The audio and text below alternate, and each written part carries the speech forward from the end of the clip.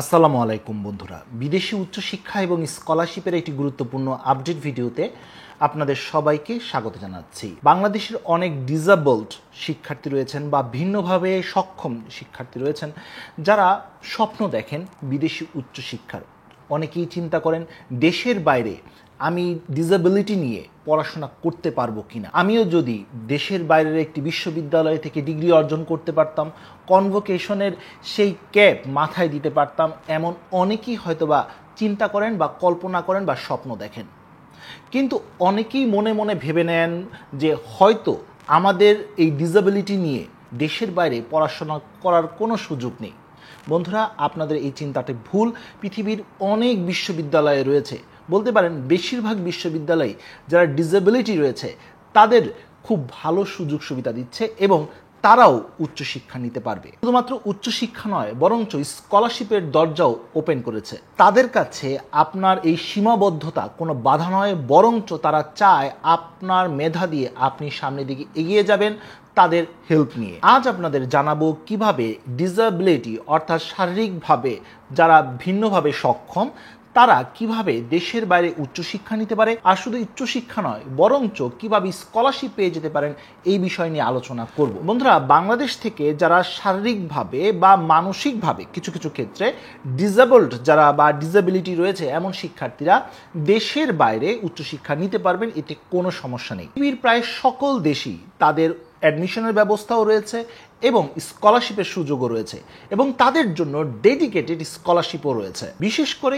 ইউরোপে equal opportunity নীতির কারণে ডিসেবিলিটি রয়েছে এমন শিক্ষার্থী বা ডিসেবল শিক্ষার্থীদেরকে আলাদাভাবে বিশেষ সুবিধা তারা দিয়ে। বন্ধুরা, একটি রিকোয়েস্ট করতে চাই, আজকের ভিডিওটি খুবই গুরুত্বপূর্ণ একটি ভিডিও। যেহেতু আমরা বিশেষভাবে সক্ষম যারা রয়েছেন তাদের জন্য এই ভিডিওটি করছি, তাই আপনাদের কাছে আমার বিশেষ অনুরোধ তারা যেন বেশি বেশি এই তথ্যগুলো জানতে পারে এবং তারাও যেন কনফিডেন্ট হয়ে দেশের বাইরে উচ্চশিক্ষা নিতে পারে এবং আমাদের দেশকে সমৃদ্ধ করতে পারে। তাই এই ভিডিওটি শেয়ার করবেন আপনার টাইমলাইনে এবং আপনার বন্ধুদের এবং পরিবারের বিভিন্ন মানুষের সাথে শেয়ার করতে পারেন যারা এই ভিডিওটি দেখে উপকৃত হতে পারবে। তাই সবার কাছে রিকোয়েস্ট, ভিডিওটি সর্বোচ্চ শেয়ার করার চেষ্টা করবেন। বন্ধুরা, অন্যান্য সাধারণ যারা শিক্ষার্থী রয়েছেন তাদের মতো আপনারাও বিভিন্ন সাবজেক্টে আবেদন করতে পারবেন। এইচএসসি কমপ্লিট করার পর আপনি অনার্স এবং ব্যাচেলর কমপ্লিট করার পর মাস্টার্স, এবং আপনি যদি ইতিমধ্যে মাস্টার্স কমপ্লিট করেছেন তাহলে পিএইচডিতেও আবেদন করতে পারবেন, এতে কোনো সমস্যা নেই। শুধুমাত্র আপনাকে বিশ্ববিদ্যালয়ে যে রিকোয়ারমেন্টসগুলো রয়েছে সেই রিকোয়ারমেন্টসগুলো ফুলফিল করতে হবে। মোট কথা, একজন সাধারণ শিক্ষার্থী যেভাবে অ্যাডমিশন নেবেন আপনিও ঠিক একইভাবে প্রসেস করবেন বা অ্যাপ্লিকেশন করবেন। এখন প্রশ্ন আসতে পারে, ভাইয়া তাহলে কিভাবে শুরু করতে পারি? প্রস্তুতি নিয়ে ইতিমধ্যে আমার চ্যানেলে একটি ভিডিও রয়েছে, চাইলে দেখে নিতে পারেন, সেই স্টেপসগুলো আপনি অনুসরণ করতে পারেন। এখন ব্রিফলি বলছি, প্রথমত আপনাকে দেশ সিলেক্ট করতে হবে কোন দেশগুলোতে আপনি আবেদন করতে চান। দ্বিতীয়ত আপনাকে সিলেক্ট করতে হবে ওই দেশের ইউনিভার্সিটিগুলোতে কোন সাবজেক্টগুলো আপনি পড়তে চান, সেই অনুযায়ী আপনাকে ইউনিভার্সিটি প্রথমে সিলেক্ট করতে হবে। তারপর সেই ইউনিভার্সিটির ওয়েবসাইটে ঢুকে আপনার কোন ফ্যাকাল্টি কোন সাবজেক্ট সেগুলো আপনাকে চেক করতে হবে। চেক করার পর তাদের রিকোয়ারমেন্টগুলো নিজের সাথে মিলিয়ে তাদের রিকোয়ারমেন্টগুলো ফুলফিল করে আপনি চাইলে তাদেরকে মেল করতে পারেন অথবা সরাসরি আবেদনও করে ফেলতে পারেন। এখন প্রশ্ন আসতে পারে, ভাইয়া আপনি ইউরোপের কথা বললেন, ইউরোপের কোনো দেশ কি যারা ডিসেবল শিক্ষার্থী বা ডিসেবিলিটি রয়েছে এমন শিক্ষার্থী তাদের বিশেষ বা বেশি কোনো সুবিধা দেয় অন্য দেশের তুলনায়? হ্যাঁ, কিছু দেশ রয়েছে যারা অন্য দেশের তুলনায় একটু বেশি সুবিধা দেয়। তাদের মধ্যে রয়েছে Norway, Finland, Denmark, Netherlands, Sweden, Germany বা লিথুনিয়ার মতো দেশ। আরও বেশ কিছু দেশ রয়েছে যারা ডিসেবল যারা শিক্ষার্থী রয়েছেন বা ডিসেবিলিটি রয়েছে এমন শিক্ষার্থী রয়েছেন তাদের অতিরিক্ত কিছু সুযোগ সুবিধা দিয়ে থাকেন। এই তো সুযোগ সুবিধার কথা বললাম, এবারে চলুন সুযোগ সুবিধাগুলো জেনে নিই, কারণ সুযোগ সুবিধা জানা থাকলে হয়তো আপনি এই ব্যাপারে আরও বেশি আগ্রহী হবেন। প্রথম সুবিধা, টিউশন ফিস ওয়েভার। পৃথিবীর নানা দেশে, বিশেষ করে ইউরোপের দেশগুলোতে আপনি যখন অ্যাডমিশন নিতে যাবেন একজন সাধারণ শিক্ষার্থী হিসাবে, হয়তো আপনি স্কলারশিপ পাননি অর্থাৎ ফুল ফান্ডেড স্কলারশিপ পাননি, যখন সেলফ ফাইন্যান্সে পড়াশোনা করতে যাবেন আপনি যখন বলবেন আপনার ডিসেবিলিটি রয়েছে তখন কিন্তু তারা ওই ইকুয়াল অপরচুনিটি যে নীতিটি রয়েছে বা পলিসি সের কারণে আপনি এক্সট্রাভাবে কিছু ওয়েভার পেয়ে যাবেন, অর্থাৎ আপনাকে ফুল টিউশন ফি নাও দিতে হতে পারে, সেখানে আপনি বিশেষ ছাড় পাবেন। হতে পারে সেটা 50%, হতে পারে 70%, হতে পারে 25%। এটা নির্ভর করছে বিশ্ববিদ্যালয় এবং তাদের বিভিন্ন পলিসির উপর। দ্বিতীয় সুবিধা, মান্থলি স্টাইপেন্ড। কিছু কিছু বিশ্ববিদ্যালয় স্পেসিফিক স্কলারশিপ অফার করে থাকে, পাশাপাশি তাদের জন্য মান্থলি স্টাইপেন্ডও অফার করে। পাশাপাশি অ্যাক্সেসিবল ডরমেটরিও তাদেরকে প্রোভাইড করে, অর্থাৎ প্রতিটি বিশ্ববিদ্যালয়ের কিছু নির্দিষ্ট ডরমেটরি থাকে বা হল থাকে বা স্টুডেন্ট রেসিডেন্সি থাকে, যাদের ডিসেবিলিটি রয়েছে তাদের জন্য বিশেষভাবে কিছু অ্যাপার্টমেন্ট বলুন, রুম বলুন বা ডরমেটরি বলুন তারা তৈরি করেন এবং তাদেরকে সেই সুবিধা দেন। আর পাশাপাশি এটাও জানিয়ে রাখি, একজন সাধারণ শিক্ষার্থী যখন দেশের বাইরে পড়াশোনা করতে যায়, একটা বিশ্ববিদ্যালয় থেকে যখন অফার লেটার পেয়ে যায়, তখন কিন্তু তার একটা চিন্তা ভাবনা থাকে, আমাকে অ্যাকোমোডেশন চিন্তা করতে হবে, কোথায় থাকবো না থাকবো এই ব্যাপারে তাকে টেনশন করতে হয়। কিন্তু আপনি কিন্তু এক্ষেত্রে অনেক সুবিধা পাচ্ছেন, বিশ্ববিদ্যালয় কিন্তু আপনার জন্য আলাদাভাবে অ্যাকোমোডেশনের জন্য, তাই এই জন্য আপনাকে আলাদাভাবে টেনশন করতে হবে না। পাশাপাশি প্রতিটি বিশ্ববিদ্যালয়ে স্টুডেন্ট সাপোর্ট বা ডিসেবিলিটি সাপোর্ট ইউনিট নামের একটি আলাদা ইউনিটি থাকে বা আলাদা একটি টিম থাকে, যারা শুধুমাত্র এই রিলেটেড যারা শিক্ষার্থী রয়েছেন তাদের বিভিন্ন দিক থেকে সহযোগিতা করেন।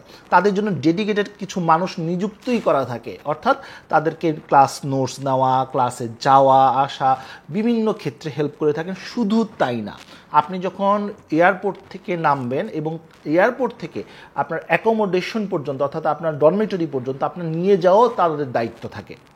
এবং পরবর্তীতে স্টুডেন্ট রেজিস্ট্রেশন, বিশ্ববিদ্যালয় কার্ড নেওয়া, লাইব্রেরি সহ নানান বিষয়ের ক্ষেত্রে কিন্তু আপনি এক্সট্রা বেনিফিটস পাবেন।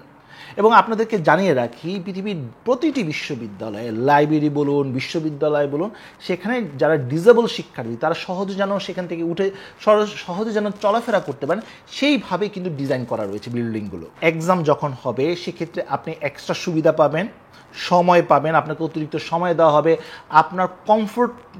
আপনার কমফোর্টকে তারা গুরুত্ব দিবে। পাশাপাশি এটাও জানিয়ে রাখি, কিছু বিশ্ববিদ্যালয়ে আপনার বিভিন্ন ইকুইপমেন্ট, অর্থাৎ আপনার প্রয়োজনীয় যে ইকুইপমেন্টগুলো রয়েছে যেটা আপনি ইউজ করবেন সেগুলো তারা প্রোভাইড করে। এছাড়া 3টি সুবিধার কথা বলবো। একটি হচ্ছে প্রতিটি বিশ্ববিদ্যালয়ে যারা ডিসেবলড শিক্ষার্থী রয়েছেন তাদেরকে কাউন্সিলিংয়ের ব্যবস্থাও থাকে তাদের জন্য আলাদাভাবে। পাশাপাশি তাদের জব প্লেসমেন্ট দেয়, অর্থাৎ বিশ্ববিদ্যালয়ের ভিতরেই তাদের কাজের সুযোগ দেওয়া হয়। এমনকি যখন আপনি অ্যাপ্লিকেশন করতে যাবেন এবং আপনি যদি বলেন আমি একজন ডিসেবলড শিক্ষার্থী, সেক্ষেত্রে অ্যাপ্লিকেশন ফি এর উপর, অর্থাৎ যখন আবেদন করছেন সেটার ফি এর উপরও কিন্তু আপনাকে ওয়েভারও দেওয়া হতে পারে। তাই মোটামুটি কিন্তু ব্যাপক সুযোগ রয়েছে আপনার জন্য, তাই হতাশ হওয়ার কোনো কারণ দেখছি না। ইনশাআল্লাহ কনফিডেন্ট হন, সৃষ্টিকর্তার উপর বিশ্বাস রাখুন, ইনশাআল্লাহ আপনি দেশের বাইরে উচ্চশিক্ষা নিতে পারবেন। এক্ষেত্রে কিছু পরামর্শ আপনাদেরকে দিতে চাই। যখনই আপনি যে দেশেই আবেদন করুন না কেন, সেই দেশের বিশ্ববিদ্যালয়টা সিলেক্ট করার পর আপনাকে অবশ্যই ওই বিশ্ববিদ্যালয়ে আপনাকে দেখতে হবে ডিসেবিলিটি সার্ভিস বা স্টুডেন্ট সাপোর্ট সার্ভিস নামে কোনো অপশন রয়েছে কিনা। সেই অপশনে গিয়ে সেইখানে যে কোঅর্ডিনেটর রয়েছেন বা মেল রয়েছেন তাদের সাথে ওই মেইলে যোগাযোগ করতে হবে, আপনাদেরকে জানাতে হবে আপনার কন্ডিশন। এরপর অ্যাডমিশনে নিয়ে যদি আপনার কোনো কোয়েশ্চেন থাকে তাদেরকে করবেন, তারা আপনাকে পূর্ণ সহযোগিতা করবে। পাশাপাশি আপনি যখন ডিসেবিলিটি নিয়ে আবেদন করবেন, এটা আগেই আপনার ইউনিভার্সিটি এবং কোঅর্ডিনেটরকে জানাবেন, তাহলে সেক্ষেত্রে এই যে সুবিধাগুলোর কথা বললাম এই সুবিধাগুলো আপনার অ্যাচিভ করতে সহজ হবে। শুধু তাই না, যদি আপনার ডিসেবলদের জন্য আলাদাভাবে কোনো স্কলারশিপ বা ফান্ডিং থাকে সেটাও কিন্তু আপনি পেয়ে যেতে পারেন যদি আগে থেকে তাদের সাথে আপনি যোগাযোগ করেন। তার মানে যখন আপনি দেশের বাইরে আবেদন করতে যাচ্ছেন অবশ্যই স্টুডেন্ট সাপোর্ট সার্ভিসের মাধ্যমে আপনাকে যোগাযোগ করতে হবে এবং তাদেরকে ইনফর্ম করতে হবে ইউরোপে ইকুয়াল অপরচুনিটি যে পলিসি তার অধীনে আপনি আবেদন করতে চাচ্ছেন। আবেদনের কথা যেহেতু বললাম, চলুন রিকোয়ারমেন্টসগুলো জেনে নিই। অন্যান্য শিক্ষার্থীদের মতো আপনাকেও বেসিক রিকোয়ারমেন্টসগুলো ফুলফিল করতে হবে, এতে কোনো ডিফারেন্সই নাই। ব্যাচেলর আবেদন করতে হলে এইচএসসি পর্যন্ত কমপ্লিট থাকতে হচ্ছে, আপনাকেও ঠিক তাই, আপনাকেও অবশ্যই এইচএসসি পর্যন্ত কমপ্লিট থাকতে হবে। তাদের যদি রিকোয়ারমেন্টস থাকে যে আপনাকে 60% মার্কস ক্যারি করতে হবে, ঠিক তাই আপনাকে ক্যারি করতে হবে। তবে এক্ষেত্রে হয়তো বা কিছুটা তাদের কনসিডার আসতে পারে, সেটা ভিন্ন বিষয়, কিন্তু বেসিক রিকোয়ারমেন্টসগুলো সবারই সমান। দ্বিতীয় ব্যাপারটি আসবে আইএলটিএস বা ভাষাগত যে দক্ষতা। ব্যাচেলরের ক্ষেত্রে দেখা যায় 5.5 থেকে 6.0, মাস্টার্সের ক্ষেত্রে 6 থেকে 6.5, পিএইচডির ক্ষেত্রে 6.5 থেকে 7.0 প্রয়োজন হয় আইএলটিএসের ক্ষেত্রে। এখন হয়তোবা অনেকেরই প্রশ্নের জায়গা, ভাইয়া আমি হয়তোবা দেশের বাইরে গিয়ে বিভিন্ন ধরনের ফ্যাসিলিটিস পাবো এই ডিসেবিলিটির তাদের এই বিভিন্ন পলিসির কারণে, কিন্তু আইএলটিএসটা তো বাংলাদেশে দিতে হবে। আমি যদি একজন ডিসেবল শিক্ষার্থী হয় সেক্ষেত্রে আমি কি আইএলটিএসে এক্সট্রা সুবিধা পাবো? অবশ্যই আপনি এক্সট্রা সুবিধা পাবেন।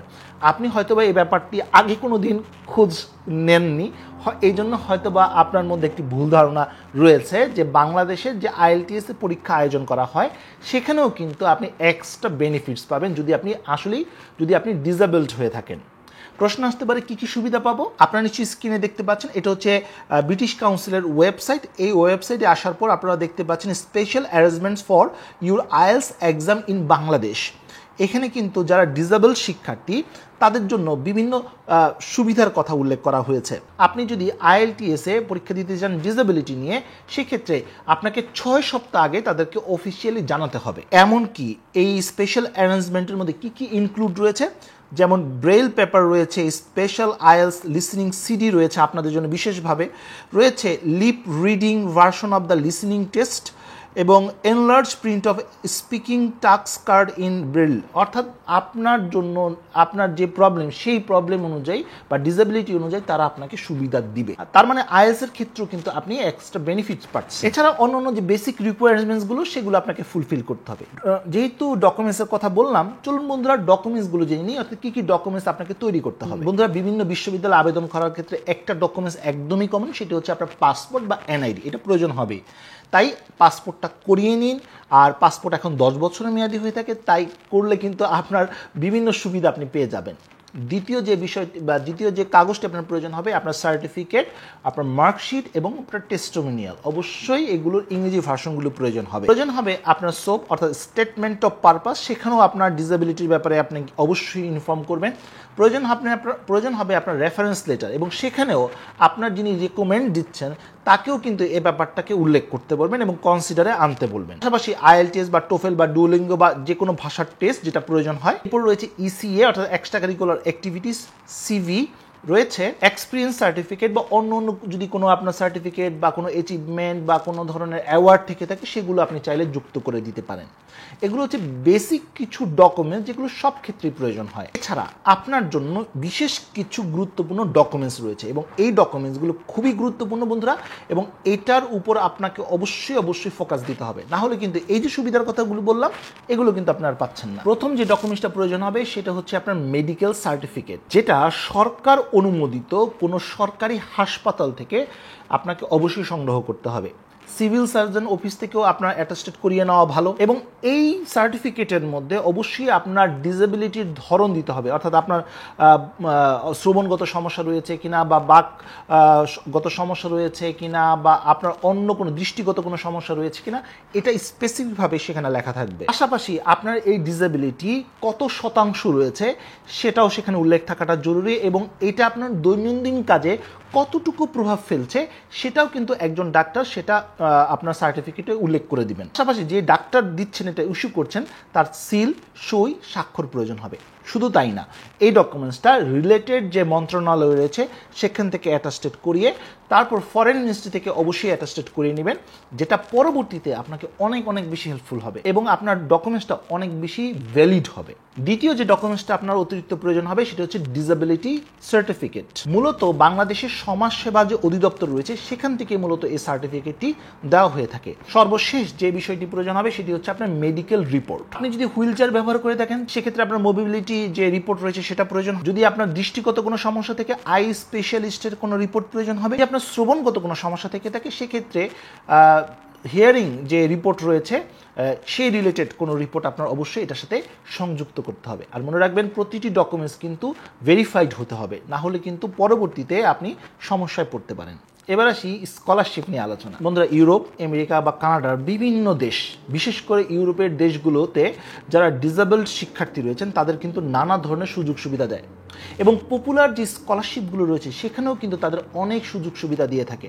উল্লেখযোগ্য কিছু স্কলারশিপের কথা বলছি, যেমন ডার্ড স্কলারশিপ যেটা জার্মানি থেকে দেওয়া হয়, সেখান থেকে কিন্তু বিশেষ সুবিধা দেওয়া হয় যারা ডিসেবল শিক্ষার্থী এবং কনসিডারও করা হয়। পাশাপাশি রয়েছে ইরাসমাস মুন্ডোস প্রোগ্রাম, ইউকের শেভিনিং স্কলারশিপ রয়েছে সুইডেনের SI অর্থাৎ সুইডিশ ইনস্টিটিউট স্কলারশিপ, এছাড়া রয়েছে UNIC European university inclusion scholarship প্রোগ্রামও রয়েছে। এছাড়াও আরও অনেক স্কলারশিপ রয়েছে। এই স্কলারশিপগুলোতে যারা ডিসেবল শিক্ষার্থী তাদের জন্য আলাদাভাবে কনসিডারেশন আনা হয়, অতিরিক্ত মাসিক ভাতা, অতিরিক্ত তো কিছু কাউন্সিলিং এছাড়াও বিভিন্ন মেডিকেল ফ্যাসিলিটিস তাদেরকে দেওয়া হয়। বন্ধুরা, সর্বশেষ যে বিষয়টি নিয়ে আলোচনা করব সেটি হচ্ছে আবেদন এবং ডেডলাইন। এখানে মূলত দুটি ইনটেক হয়ে থাকে, একটি হচ্ছে সেপ্টেম্বর ইনটেক আর একটি হচ্ছে ফেব্রুয়ারি ইনটেক। এই দুইটি ইনটেককে টার্গেট করেই আপনাকে আবেদন করতে হবে। বিভিন্ন স্কলারশিপ অর্থাৎ গভর্নমেন্টের যে স্কলারশিপগুলো অফার করা হয়ে থাকে, যেমন তুরস্কের বুর্সালের স্কলারশিপ রয়েছে, রোমেনিয়ার স্কলারশিপ রয়েছে মরক্কোর স্কলারশিপ, ব্রাজিল সরকারের স্কলারশিপ সহ নানা স্কলারশিপ কিন্তু অফার হয় আমাদের মিনিস্ট্রির মাধ্যমে। সেগুলোতে কিন্তু ওই ডেট অনুযায়ী আপনাকে আবেদন করতে হবে। আর আমার চ্যানেলে এই টিউটোরিয়ালগুলো রয়েছে, চাইলে দেখে নিতে পারেন। আর অবশ্যই আপনার যদি কোনো হেল্প প্রয়োজন হয় আমার সাথে ইমেলের মাধ্যমে আপনারা যোগাযোগ করতে পারেন। মূলত সেলফ ফাইন্যান্সে যদি আপনি চিন্তা করেন তাহলে ফেব্রুয়ারি অথবা আপনাকে সেপ্টেম্বর ইনটেকের কথা ভাবতে হবে। এই দুইটা ডেটকে মাথায় রেখে আপনাকে আপনার প্রস্তুতি নিতে হবে। আর পুরো প্রক্রিয়াটি সম্পন্ন হতে আপনার মোটামুটি 6 থেকে 1 বছর পর্যন্ত টার্গেট নিয়ে আশা করি আপনার যাত্রাটা ভালো হবে এবং খুবই স্মুথলি সব কাজ করতে পারবেন ইনশাআল্লাহ। তো বন্ধুরা, এই ছিল আজকের মতো ভিডিও। আজকে আমরা জানতে পারলাম ডিসেবল শিক্ষার্থীদের উচ্চ শিক্ষার জন্য কি কি ওয়ে রয়েছে, কি স্কলারশিপ রয়েছে এবং সব কিছু ইনশাআল্লাহ জানিয়ে দিলাম, শর্তগুলোও বলে দিলাম। আশা করি নিশ্চয়ই এখন কনফিডেন্ট হবেন যে আপনার জন্য কিন্তু বিদেশের উচ্চশিক্ষা রয়েছে এবং আপনিও আপনার স্বপ্নটা পূরণ করতে পারবেন ইনশাআল্লাহ। তো বন্ধুরা, এই ছিল আজকের মতো ভিডিও। পরবর্তী আপডেট এবং সঠিক তথ্যের জন্য আমার চ্যানেলটি সাবস্ক্রাইব করে রাখার অনুরোধ রইল। তো বন্ধুরা, যে পর্যন্ত সবাই ভালো থাকুন, সুস্থ থাকুন, দেখা হবে আগামী কোনো ভিডিওতে। সে পর্যন্ত আল্লাহ হাফেজ।